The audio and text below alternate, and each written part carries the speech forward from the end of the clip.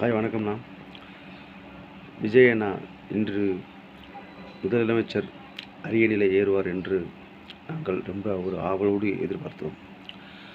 ஆனால் தமிழக காங்கிரஸ் ஆதரவு கொடுத்திருக்கிறது.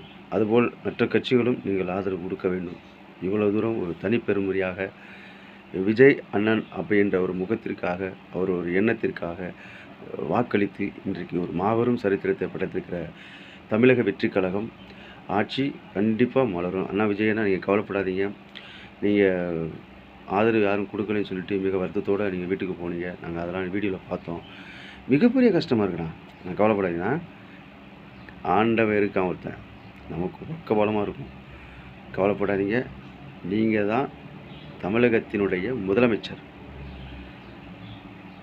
இன்றைக்கி சாயங்காலத்துக்குள்ளே உங்களுக்கு ஆதரவு கண்டிப்பாக உங்கள் வீடை தேடி அவங்க வருவாங்க. கவலைப்படாதீங்கன்னா, நீங்கள் நல்லவர்.